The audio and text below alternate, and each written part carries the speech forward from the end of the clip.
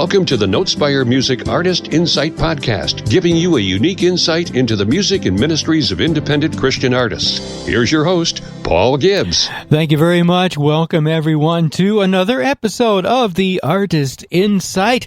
I've got the pleasure of talking with Amanda Blankenship, and from her website, all right, I'm quoting here, guys. She is a dreamer, a traveler, a writer, a singer, and a teacher, and many more things that she's going to talk to us about. Amanda, she's in Tennessee, near Franklin, Tennessee. Amanda, welcome to the show. Thanks for having me, Paul. It's a pleasure. So, I think you said off the mic that you've been from Ohio, but you've been in Tennessee about 2020. So, I got to tell you, man. When we do an interview with someone that is in Tennessee, there's that quote unquote Nashville thing. So. So, did you? I got to ask you right up front. Did you migrate or whatever to Tennessee because of the whole music thing, or was there other reasons you ended up there? Well, honestly, it was other reasons. It might sound, obviously like, of course, if you're doing music, you should be in Nashville. And I was, right. And I was traveling every month down here. But honestly, we, my husband and I both felt like the Lord wanted us to move here to be part of the community here and to help build community. Oh, I like that. Yeah. So. Yeah. So so it sounds like, it's like you went there, if I may say, to give and not to get. Yeah, we had been doing home church in Ohio for a long time, and we do that here as well. And we were part of a church when we moved down here who was really focusing on home group stuff, and we got to be part of that and grow with them. And so we continue to have a home church here at our home. Oh, very cool. Very cool. Going back to the beginnings, so to speak. Yes. Yeah, I love that. I like that. So, guys, as you're listening, I want to remind you first, right up front here, if you're listening on Notespire Radio, then and maybe you can't stay with us for the whole interview here, but I want to remind you that this interview will also be on your favorite podcast site. It's called The Artist Insight. So go to iTunes, iHeartRadio, Podchaser, whatever, and all you have to do is type in the word Notespire, and you will find all of our podcasts. Also, check out Amanda's website, Amanda Blankenship Music, all one word, .com. And Amanda, I'm sure that you would love to talk to people. We're going to talk about your music, but the whole home church thing, that's a whole topic that's a whole podcast by itself. It really is. Yeah, and you've been doing that for quite a while. Yeah, we have. We absolutely love it. Yeah. My husband and I are both preacher's kids. Yep. So we grew up in the church, and I've been a worship pastor and a songwriting pastor, and we've done a lot of different things, a lot of different groups of churches and communities, and really felt like the Lord wanted us to branch out and really focus on belonging and community and creating family. And so we feel like that's kind of our ministry together as a family. Even my two teenagers are really on board with that too. And we really love what happens when people gather in homes to worship and fellowship together. How would you say that, and I guess the answer is obvious, but contrast that, if you would, to the whole mega church movement? I know there's advantages and disadvantages to both. Do you want to share a little bit? And then we'll get into your music. Sure. I mean, I have not had personal experience with a mega church experience as far as that. I've been in churches with a few thousand people, but not mega church status. So I really couldn't speak to what that experience would be like. And we have nothing against, traditional church and how people do that. But we have found our experience with our own upbringing and the churches we were part of and doing this was just wanting really to bring it around to be where it was a community and not just something people came to do on Sunday and left and didn't feel connected or couldn't really. And there's ways to connect in church as well, but it's really different experience when you walk into someone's home.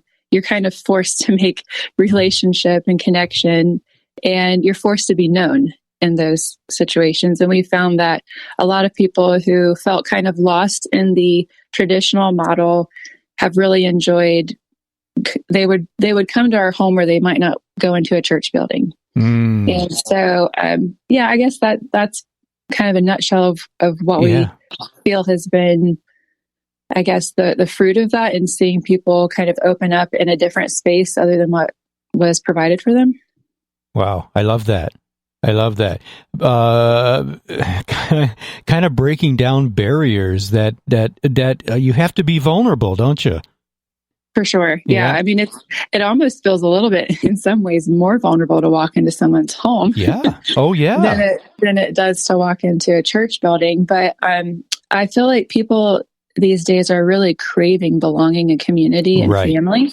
Right. And so, it's a beautiful thing. We love being part of it. Oh, Amanda, I'm getting goosebumps because this was not something that we, I had on the radar screen to talk about with you, but yet I think this is awesome. This is really awesome. And I we won't spend the whole time on it, but I want to encourage our listeners, Amanda, and I know that you'll second this, to be, there's such an advantage, such oh my goodness, the benefits of allowing ourselves to be vulnerable. Whether you're in a big church and it's, they're encouraging you to join a small group. Now, my wife and I are in a small group at our church, and Amanda, I know that's kind of the same thing in a way. But there's such benefits of doing that when we allow the wall to come down a little bit. And you're right, Amanda, people are craving that closeness, and it's all about relationship. And I think, I'm going to go out on a limb and say, if we develop our relationship with God's people, we are going to inevitably deepen our relationship with Him. Would you say? Oh, yeah, I would definitely agree. I mean, it's about loving God and loving others, really. And so you get a great way to do that. And I would encourage people too, as well, whether you're in a church setting and they have small groups or they need small group leaders. I talk to people all the time who say, oh, I wish I could do this. And I say, you know what? I am an introvert. And when the Lord asked us to open our home, I was like, you've got to be kidding. I don't think so. It felt overwhelming, and the hospitality and the hosting part of that felt overwhelming. But the Lord told me, He said, all I want you to do is love people. Can you do that? Mm-hmm. And I said, I can do that. And He said He would help me with the rest. And He has. And we fix meals for over 30 people coming into our home. And I was never used to doing that. And the Lord just really gave me a peace about it. And I think others, need to know, hey, you don't have to have like the perfect scenario. You don't have to be perfect at hosting or making food. You just have to love people and welcome them into your home and see what God will do through that. Yeah. And make it a no judgment zone as one of the yes, exactly. Oh my goodness! So, folks, I hope that you're taking something away from what we've talked about so far, because that's just awesome, Amanda. Thank you for sharing that. A little more from your website. You said you grew up the daughter of a preacher. You were both PKs, and you have served in many capacities, administrative to pastoral, and you've just kind of talked about that. Let's see, your heart's desire to, I love this, Amanda, your heart's desire to awaken creatives to discover who they are in Christ, whether that's through writing curriculum, songs, conversation over a meal, or a cup of tea. Can I add coffee in there? Or helping lay the foundation of their ministry. That is so great. So let's talk about the music. for music for you, does that go right back to the beginning? Were you singing before you could talk, or did music come along later on? Yeah, well, yeah, I think you pinned it. My mom, my dad and my mom are ministers, and in kind of the smaller church setting, I don't know if you've had experience with this, but growing up, we had these smaller churches, and the pastor did the preaching, and the pastor's wife, she did the singing and the piano playing. That's right. And so that was, that's my mom. She's an amazing pianist, an amazing singer, and she always had me with her. And honestly, I don't even remember learning how to play the piano because she had me on her lap playing. And I don't remember when I started. Oh, cool. I've never heard anybody say it like that before. I don't remember learning. I always could.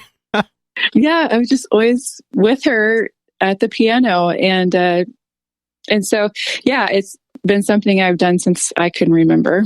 I'm guessing you play mostly by ear. Yes, yeah.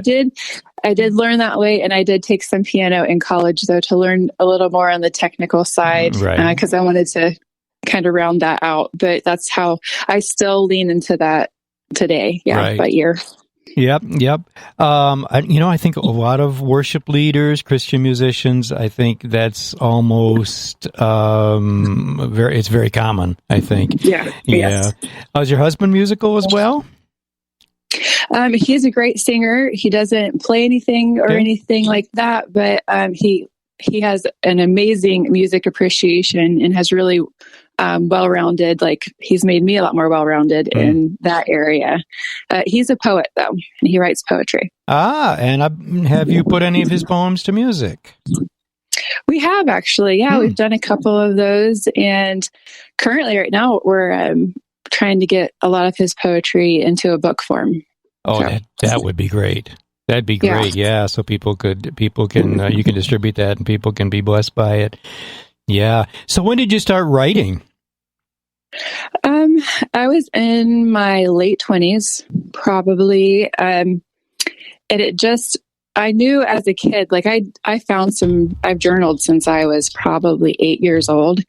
And so some of my journals from around 8, 9, or 10, I was tinkering around with writing songs then, but didn't really come back to that till I was in my late 20s. Okay, yeah.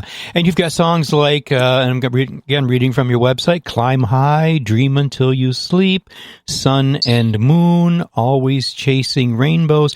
What is the most recent one, though? I think you sent us one here for radio.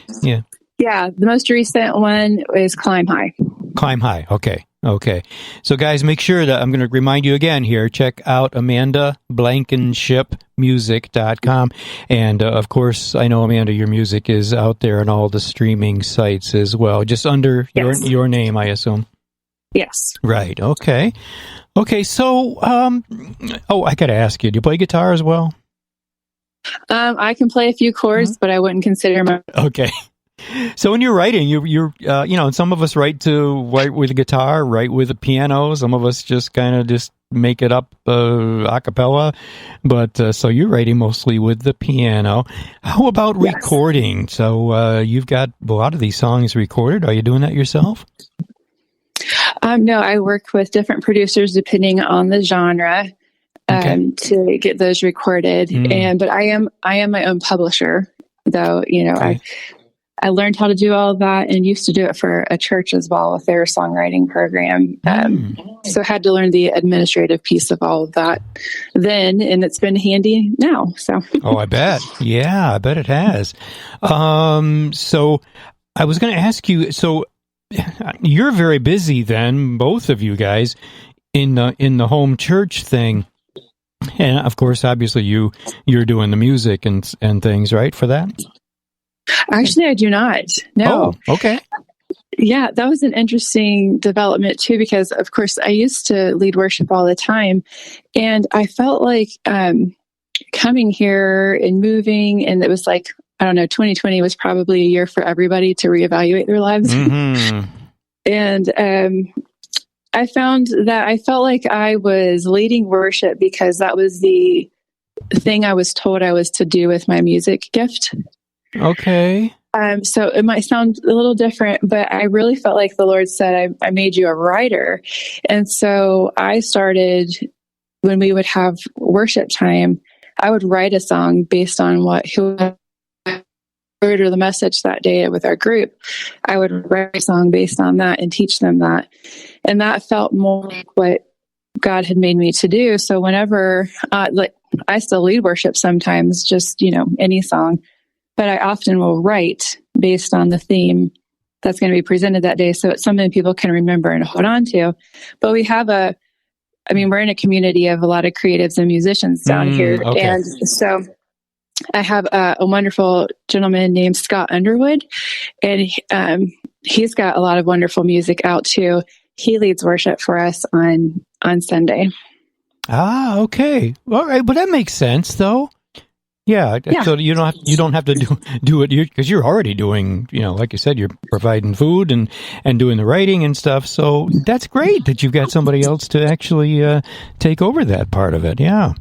Oh, he's amazing. Yeah. Yeah. And now I gotta say, has he got some recorded stuff that we could consider for the radio station?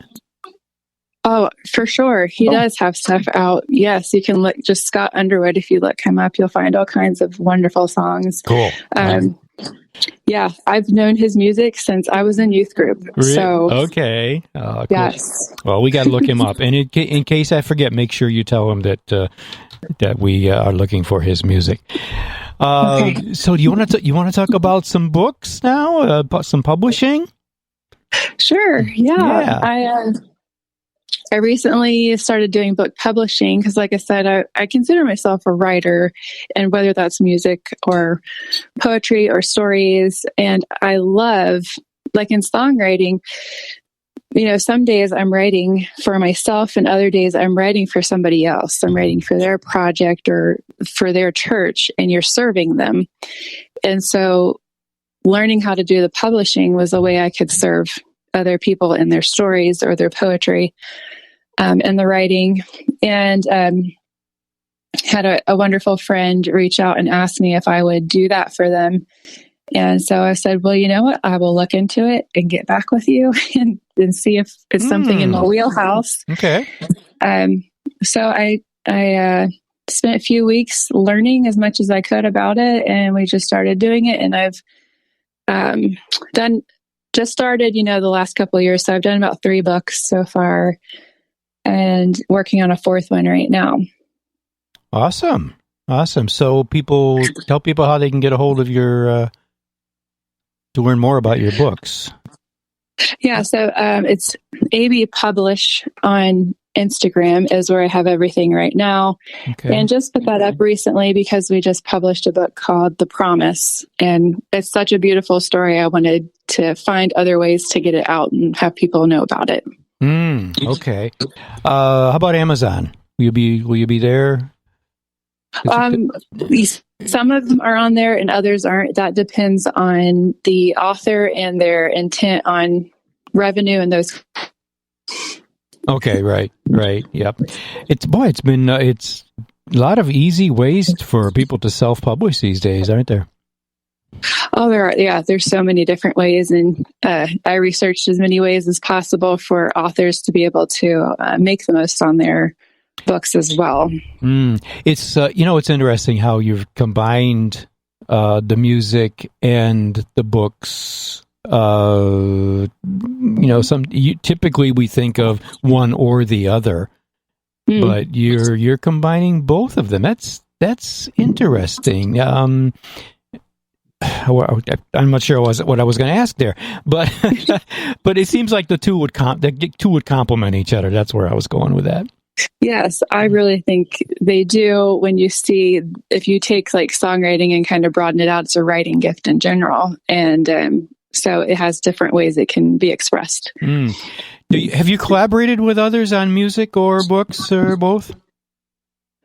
Not on books so far, and normally I'm just working with the author, but working to edit and format and all of that. But songwriting, oh yes, I've worked with, I don't even know how many people, lots of people. Yeah, co-writing and producers and all kinds of things. It's really a collaborative process.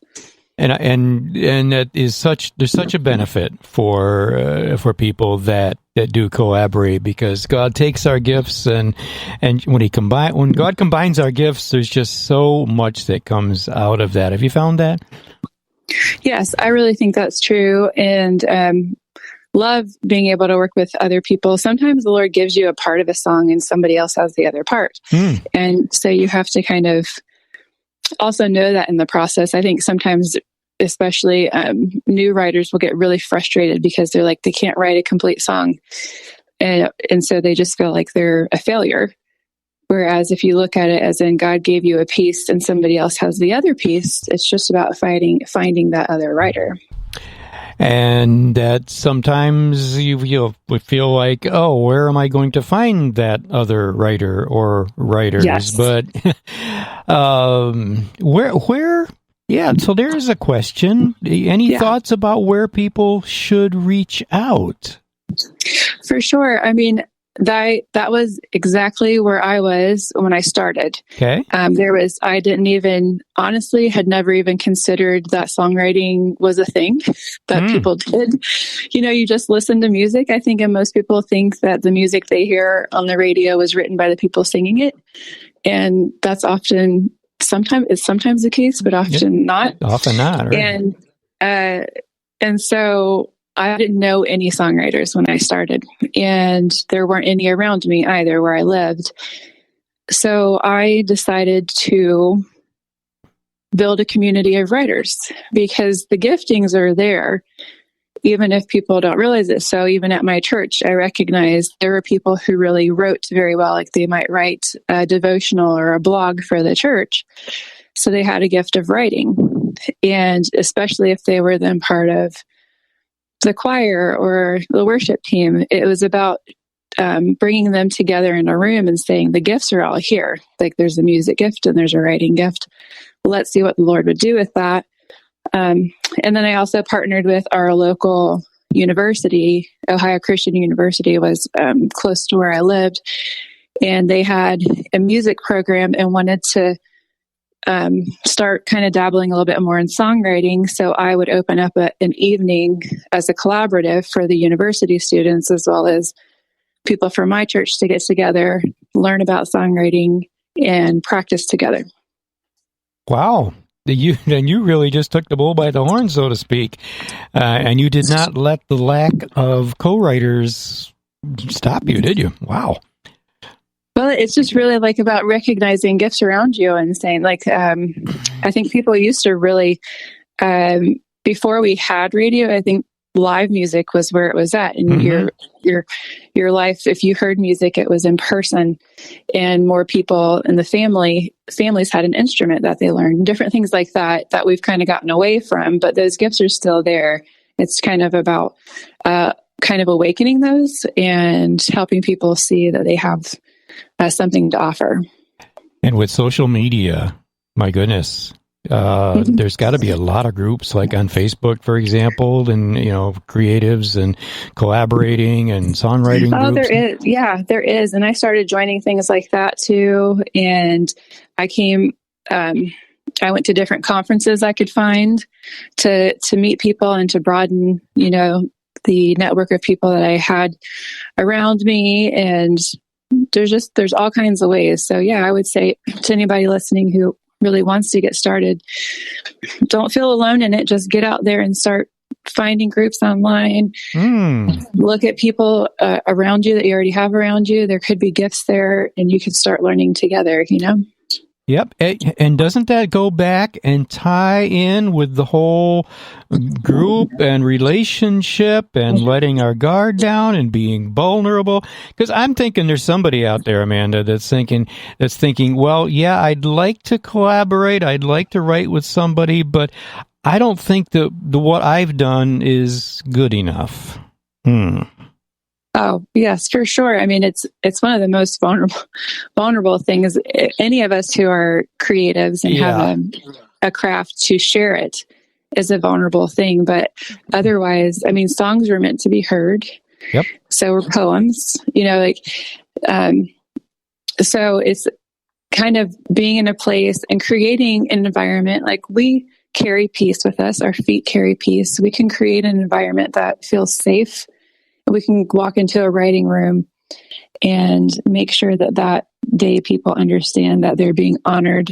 It's kind of about honoring one another and honoring the gift in one another, allowing people to just be vulnerable in a safe place. And it's okay if the idea doesn't work. Some days it's just not going to work, and that's fine, because it's like you said, it's about relationship. And if I walk away from that day without a song, but I built a better relationship with somebody, it was worth the time. Oh yeah, I like what you just said. Yeah, the relationship very well may be more important than the song or songs. Yeah. Oh yeah, always. Yeah. And if you build that relationship, then the next time you get together or whatever, a song is going to very likely come out of that. But the relationship has to be built first, doesn't it? It really does. I mean, and you'll find the closer to the relationship, there's an ease that comes with that in writing too. Yeah. So, guys, are your ears perking up here? Okay. Build the relationship. Don't worry. Don't put the priority on the song. Put the priority on the relationship with the person or people that God puts in your path, and then let the music come as a result of that. Yeah. Sure. If that makes any sense. So, you know what? That leads me into the next, I think I'd like to speak about is some of the challenges that you have had, especially your unique situation of the home church. I'm going to say scene for the lack of a better term, but all of that, and then tying that in with the music, and all of this, maybe some of the challenges that you've faced and how you've dealt with them, overcome them, still deal with them, whatever, and maybe somebody else could be encouraged by that. So, what are your thoughts there, Amanda?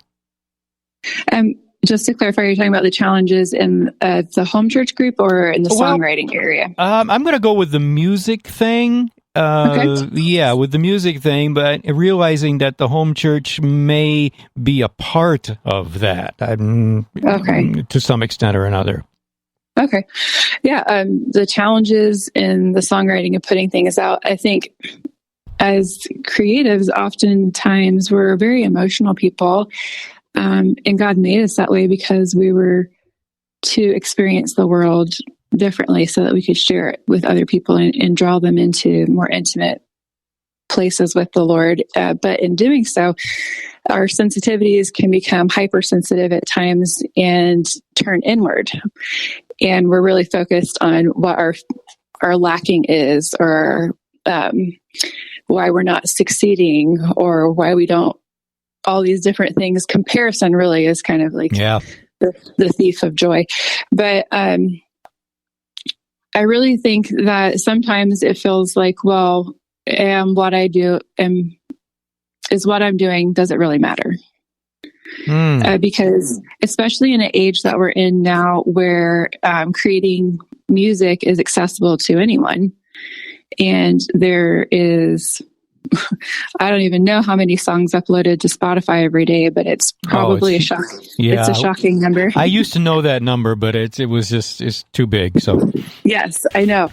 So you could feel like, well, what's the point? There's like a sea of songs, but I've just really kind of leaned into, this is something the Lord has gifted me with, and it's just an expression. What He does with it is what He does with it. I don't have control of that. Now, I am responsible to steward what He's given me and do my best with it. And not every song I write is going to be released or recorded by myself or someone else. Like, that's probably, who knows what the ratio of that is, but it's probably, you write a lot more than you ever release and have other people hear, because there is a craft in there and a discipline and a growing in it. But for me, it's just been a way to express and to share part of my story. The things I release, at least, is to share part of myself. And hope that it helps somebody else. And even if that's one other person, I mean, really, when we're writing, it should be for at least one other. We're thinking about that one person. Yeah. And if they're touched by it, then for me, that's enough. And I know that can be a struggle for some. But I really think that if our aspirations are fame, then they're in the wrong place in the first place. So it's really about doing what the Lord has gifted us with, putting it out there and let Him do what He has with it, and being okay, being content to have Him bless what He wants to bless, and living our life in a place of gratitude for a gift that He has given that actually is part of our relationship with Him, a way that we commune with Him. So, wow, you said a mouthful, Amanda, and that was good. Yeah, okay. Yeah, that was great. And I think you're touching on, and we've talked about this before, is remembering, why are we doing this? Mm-hmm. If it's for the big numbers, I think, as you said, that's maybe our motives are wrong. Right. Yeah. Yeah. I mean, we're not even, I've had some wonderful conversations with people much wiser than I, but I just don't really even think we're created for fame and created to hold that. Like, glory is to be given to the Lord and Him alone.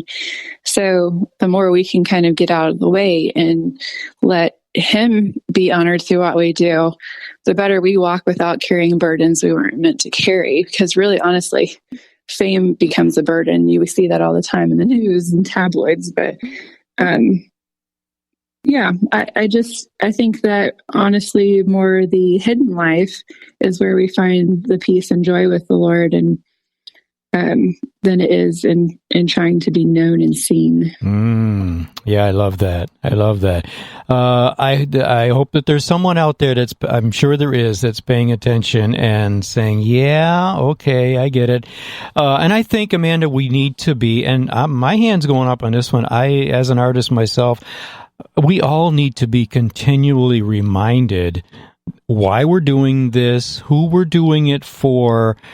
And as you said, the numbers and, doing it for that one person. And Amanda, maybe you'd like to share just one example. And I've had a few myself, and I've had other artists tell me, where God confirmed that a song or something that you wrote, sung, whatever, has touched maybe that one person. Did any experience there come to mind? Yeah, actually, that's really interesting. This morning, wow. Okay.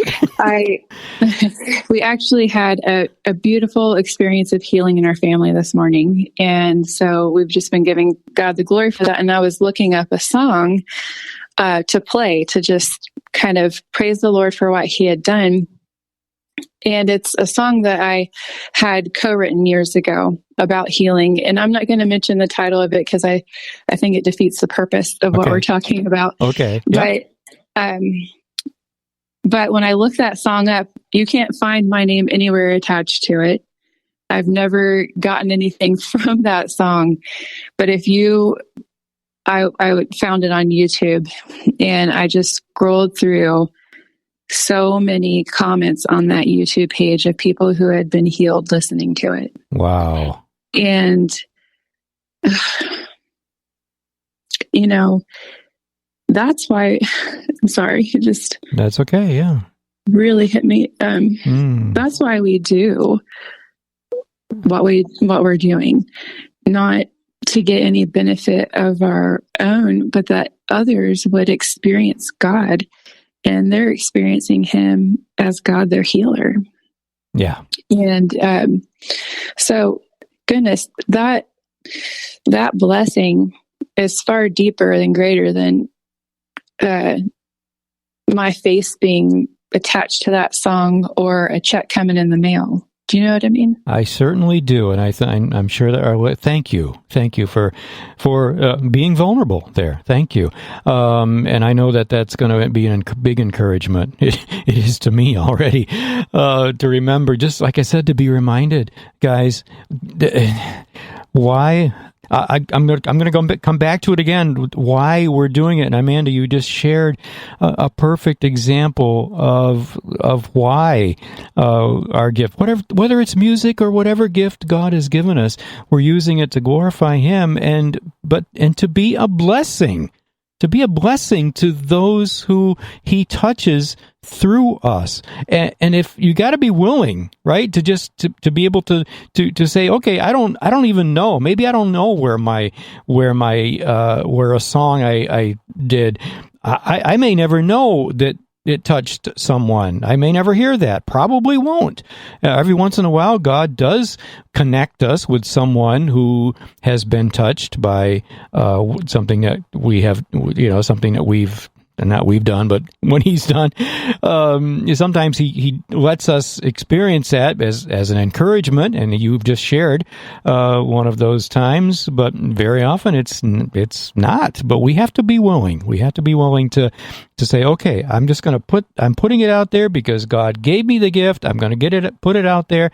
And I think, how did you say it right at the beginning of our time together, Amanda, about God just? I forget how you said it. You remember? I'm not sure. Just leaving the results up to God. God will do what God will do, or something like that.